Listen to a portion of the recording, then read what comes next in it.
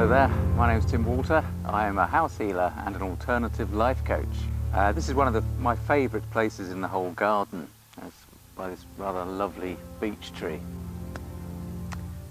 You know, I get a lot of people coming to my YouTube channel looking for Hamish Miller's description of his near-death experience. And that's understandable, because obviously we're all interested as we get a bit older about what might happen to us at end of life and what the next stage is. As many of you will know, Hamish had a very big influence on my life. He was my mentor for some 7 years or so. That's why really I like to upload a video featuring Hamish every now and again, and today I want to do exactly that.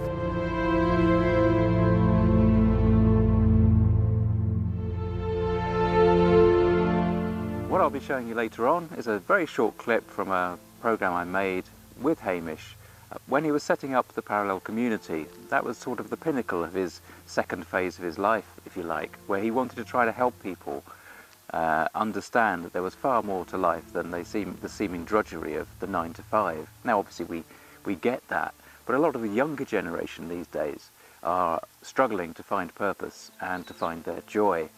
And quite frankly, Hamish believed that you could find that joy through a mindful interaction with nature and through the subtle energies of the life that we lead. And I completely and utterly agree with him. After Hamish's NDE, his life changed completely, and he found himself really getting to grips with the way that everything is interconnected on a very, very deep level, and the fact that our experience in the physical world, our day-to-day world, is very much the tip of the iceberg of what's going on. And what I want to show you today is a piece that I recorded with him in 2007. I'm going to show you this clip, and what I'd like you to do is to listen to how Hamish is describing society over 10 years ago. Now, these days I think he would be horrified at the state of loneliness that we have, and the amount of depression, for example, that we have in young people, and the fact that so many of them feel completely and utterly detached and lost and wonder about what is the point, because the material world has lost its appeal, or is losing its appeal. We are hooked on the technology, and that detaches us from our physical well-being, emotionally too. So Hamish would be pretty horrified about the state of where we are today, 10 years on from when we recorded this video clip. What is clear is that in order to sustain a wellness, we need a balanced environment. And part of that balanced environment is not only how we interact with our physical surroundings, but it's in creating the balanced environment within ourselves. If we have balance within ourselves, then actually that extends out into the way that we deal in the physical world with our environment, but also our emotional attachment to the environment too. And that's when things really start to change. Trees in particular are scientifically proven to have beneficial effects on the physiology of human beings. The Japanese have an expression that is translated into tree bathing, so they actually recognize the physical benefits of spending time amongst trees and woodland. This clip was recorded some 20 years or so after Hamish's near-death experience. But the thing that really stayed with him after that experience was his lack of fear of dying. As he always said, once you're not afraid of death, there's not much else to be afraid of. So here he is then, starting by talking about fear. I found that when I got back, I had been very, very deeply disturbed by what had happened with my meeting, if you like, with the ancestors at Castle Hill.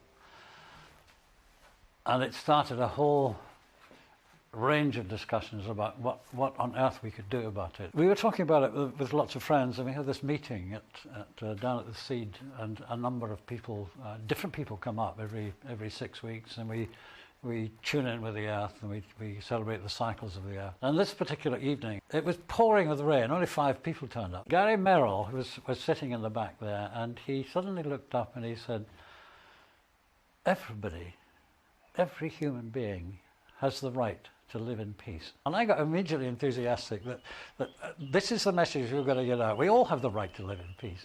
And why shouldn't we? And who is making the decisions that make it impossible for us to live in peace? We've been, not all over the world, we've been around quite a decent part of the world. We've talked to people about this. And every one of them says, yes, we agree with you. There is a huge problem. We have to solve it. But what can I do? So how do we do anything about that? We all get together. Try and get all of these people together by means of a website so they have a contact. They know what's happening in their local patch. They know what's happening in the next patch. And we want to encourage some sort of community way of thinking, which says, okay, how does this we can't sort the global problem out at the moment. How do we sort our local problem out? And if we have a local problem, is it the same as the community next door? If we have a solution to our particular problem, can we help that community? And it starts in a very small way with individual people. We don't want to be aggressive. We don't want to confront the existing situation. It's a complete waste of time. Let's just set up something alongside it and say, we accept what you're doing, and we accept that it is difficult to change the status quo, but we're not going along with you. What we're trying to do in parallel community is to bridge over traditional boundaries in every sense, in social sense, religious sense, national sense, every sense, and get back to the importance of people. We want to become a centre of knowledge and ways of moving our community spirit forward. The essence is to get people back to doing practical things. Practical things, not necessarily in the terms of making things, but practical living with your neighbours. Not just your immediate neighbours, but your neighbours in the next country, if you like. And that takes us right through the whole religious bit and the whole political bit and things like that. Say, okay, your religion is so-and-so, your colour is so-and-so, your country is so-and-so, but we're all people, and we've forgotten how to communicate directly. At the moment, we're a species driven by fear. We are afraid of war, we're afraid of not coping, we're afraid of authority, and that's increasingly the case with the setup at the moment. We're afraid of not being able to pay the mortgage. We're afraid of not having enough money. We're afraid if we have enough money that we're going to lose it. And we live in a state of fear all the time. There are many, many, many people who are afraid to walk out of their houses in case they're attacked, this is not a way to live. There is no reason at all why we shouldn't live in joy. There needs to be some interference. There have to be laws, and yes, most of us are quite law-abiding, actually. But to create more and more and more and more restrictive laws that is just not the answer. These controls are becoming onerous, and we have to start re-establishing our rights and our freedom and our ability to make decisions about our own lives but accept responsibility for them. What Hamish and I are interested in, which may seem a bit weird to other people, is the fact that nature around us is alive and we can make a difference by what we do and what we think, and in making a difference to the world around us makes a difference to us. It's a flowing from us to the earth and from the earth to us, so it's a knock-on effect. The earth responds to ritual and ceremony and attention. That's why the ancient peoples built Stonehenge and different sacred places like that. So you can actually re-enchant old sacred places or create new ones yourself, and the earth will respond to that on your estate, in your street, in your close, and then in your town, and out the energy goes, and that really does have a profound effect. Every single thing we do, there's a reaction for every action. You become part of what you're around. You can't help that.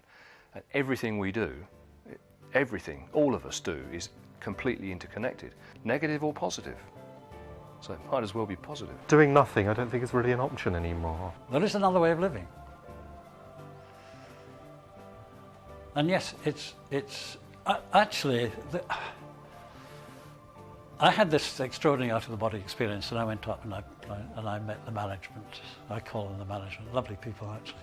And I realised in the short time I was up there, it might have been microseconds, I don't know, but there is a huge amount of humour in the universe. And the humour and the laughter and the joy is being crushed out of us because you can't control people who are laughing. It's time we just shook our heads and got out of this and said, okay, what are we going to do about it? So join Parallel Community.